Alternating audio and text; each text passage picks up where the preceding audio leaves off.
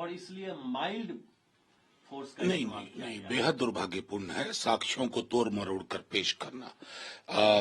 तेजस्वी जी भी गए थे, वो मांग क्या रहे हैं भाई? चांद का टुकड़ा नहीं मांग रहे आपसे। एविडेंस है कि कई जगह 50 मिनट 45 मिनट लेट से परीक्षा ली गई, लेकिन वक्त पर कॉपी ले ली गई। क्या यह अन्याय नहीं है? क्या इसे मैल प्रैक्टिस नहीं माने? क्या इसे एक डिजाइन के तहत ना माने? वो शांतिपूर्ण तरीके से गर्दनी बाग में बैठे हुए, और आप जाकर के इस प्रकार लाठीचार्ज कर रहे हैं जैसे सरहद पर वो दुश्मन नहीं है आपके। मतलब मैं तो इस देश को इतना बदलता देख रहा हूं। यहां शांतिपूर्ण प्रोटेस्ट करना, अगर आज की डेट में इमरजेंसी में जैसे प्रोटेस्ट हुआ था, स्वीकार करेगा ये निजाम? और बिहार के बारे में लगातार नेता प्रतिपक्ष कह रहे हैं। सरकार चला कौन रहा है? क्या बीजेपी ने प्रॉक्सी तरीके से वहां कंट्रोल कर लिया है अधिकारियों के माध्यम से, दैट टू सेवानिवृत्त अधिकारियों के माध्यम से, जिनके लिए बर्बर लाठीचार्ज एसओपी का हिस्सा हो गया है? मैं समझता हूं थोड़ा सावधानी से सरकार को इन संवेदनशील मुद्दों पर, छात्रों की मांग पर विचार करिए और इस प्रकार की हरकतों से बाज आइए, नहीं तो ये ठंडा नहीं होने जा रहा अगर आप गलतफहमी में। लालू जी के जंगल राज को नहीं देखा है। नीतीश कुमार ने राज्य के विकास के लिए बहुत कुछ किया। नवीन पटनायक ने उड़ीसा की बरसों तक सेवा की है, और ऐसे लोगों को तो भारत रत्न जैसे नहीं, बिल्कुल मुझे तो पता लग रहा है कुछ केमिकल लोचा हो गया है गिरिराज सिंह जी का। आप लोग तो पत्रकार हैं, इतना कवर करते हैं, कुछ पुराने बयान भी उनको याद दिला देते, कुछ पुराने बयान याद दिला देते तो गिरिराज सिंह जी को लगता कि इतना विरोधाभास उचित नहीं है राजनीति में। बहरहाल गिरिराज जी को मैं एक अलग नजरिए से देखता हूं। उनका मंत्रालय है झटका हलाल इंडिया पाकिस्तान, उनको उसी मंत्रालय में वो जूझते रहे, और बीजेपी के अंदर जो कंपटीशन उस मंत्रालय के लिए चल रहा है उसके लिए उनको शुभकामनाएं।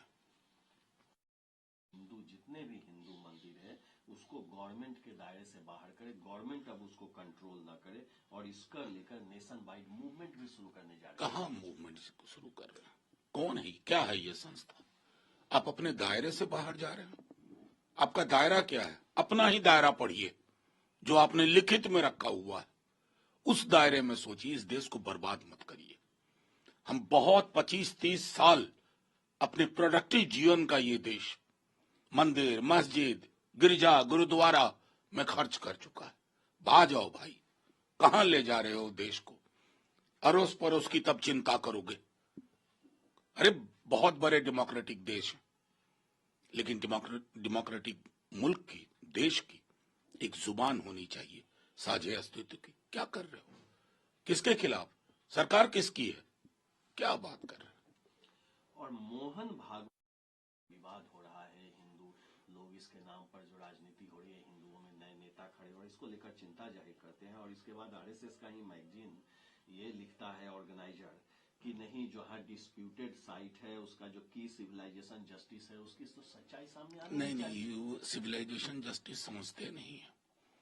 खोदते खोदते बहुत नीचे जाएंगे ना तो सवाल ये भी उठेंगे कि बुद्ध धर्म के अवशेष कहां गए, श्रावस्ती क्या हो गई, कौशाम्बी में क्या क्या था। बहुत चीज होगा मोहन भागवत जी, उतना मत खोदिए पूरा देश खुद जाए और हम इसी में उलझ के रह जाए।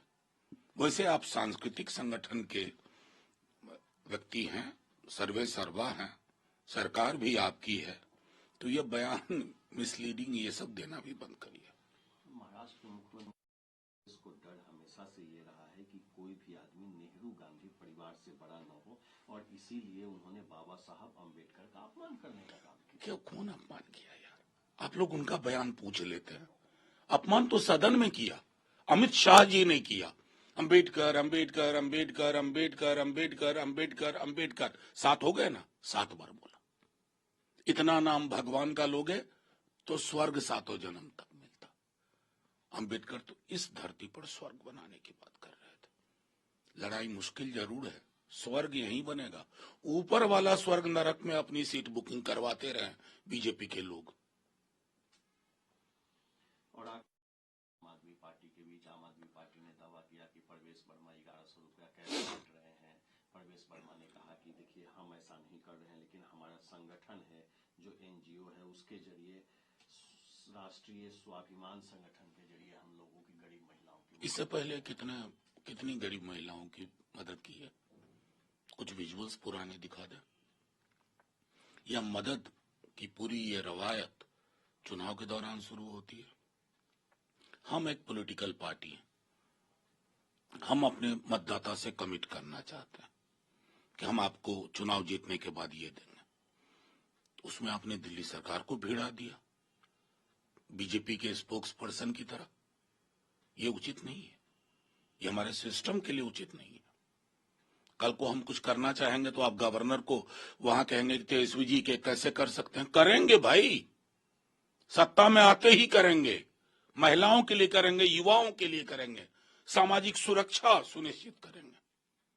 इसमें अब बीजेपी की तरफ से प्रॉक्सी मत बनिए डियर ब्यूरोक्रेट्स। बाह जाइए, सरकारें बदलती है, निजाम बदलता है।